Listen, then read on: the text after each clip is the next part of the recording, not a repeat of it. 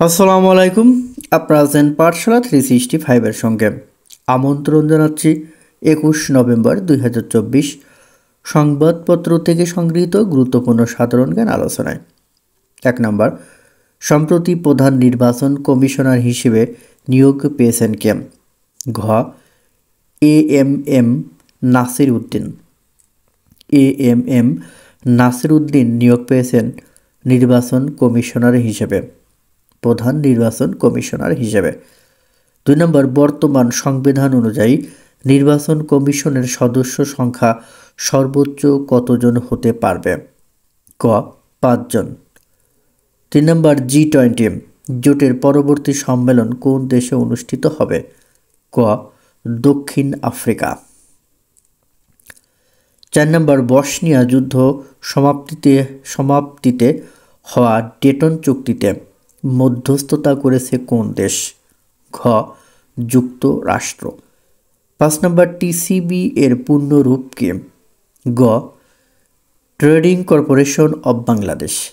6 নম্বর, সমরে আমরা শান্তিতে আমরা সর্বত্র আমরা দেশের তরে দেশের কোন বাহিনীর মূল মন্ত্র এটি? খ. বাংলাদেশ সেনাবাহিনী। 7 নম্বর, বাংলাদেশ সেনাবাহিনীর বর্তমান প্রধানকে? খ. জেনারেল ওয়াকারুজ্জামান। 8 নম্বর, ন্যাটো জোটে যোগ দেয়া সর্বশেষ দেশ কোনটি? গ. সুইডেন। ন্যাটোতে যোগ দেয় সর্বশেষ দেশ হলো সুইডেন। 9 নম্বর, সামরিক জোট ন্যাটোর বর্তমান সদস্য দেশ কয়টি? ক. 32টি। ন্যাটোর বর্তমান সদস্য দেশ 32টি। 10 নম্বর, গথিক উপন্যাস ফ্রাঙ্কেনস্টাইন এর রচয়িতাকে? খ. Mary Shelley. সশস্ত্র বাহিনী দিবস কবে পালিত হয়? ক. 21 নভেম্বর। পুলিশের নতুন মহাপরিদর্শক আইজিপি এর নাম কি? বাহারুল আলম। বাহারুল আলম হলেন পুলিশের নতুন মহাপরিদর্শক অর্থাৎ আইজিপি।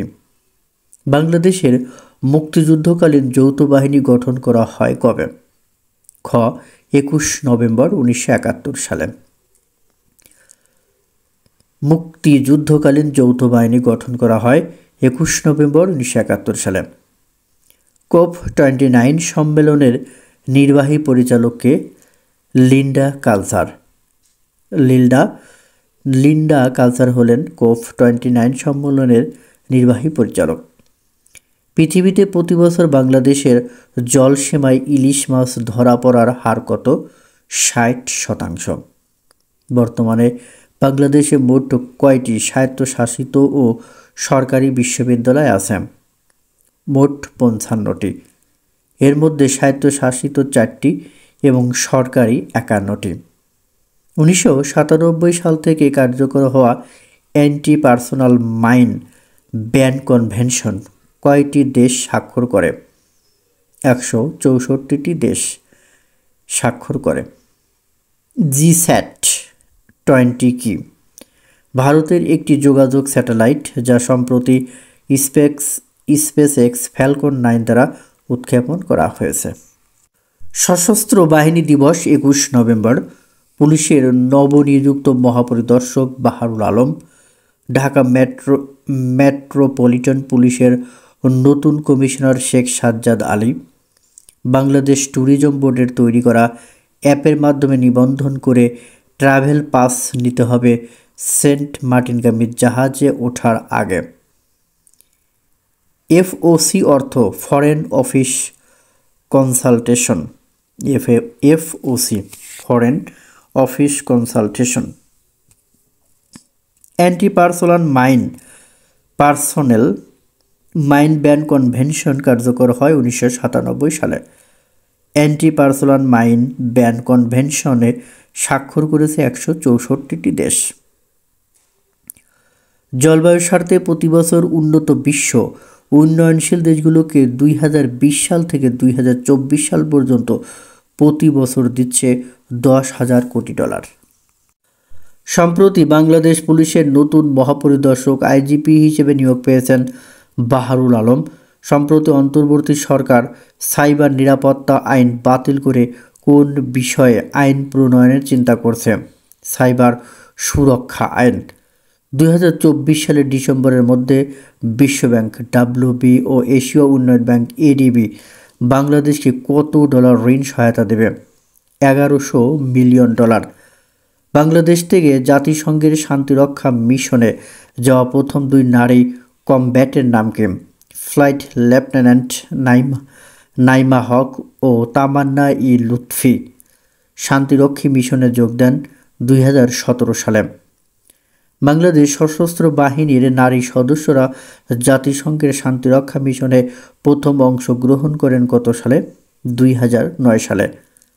বর্তমানে বৈশ্বিক মোট জিডিপির কত শতাংশ G20 ভুক্ত দেশগুলো থেকে আহরিত হয়?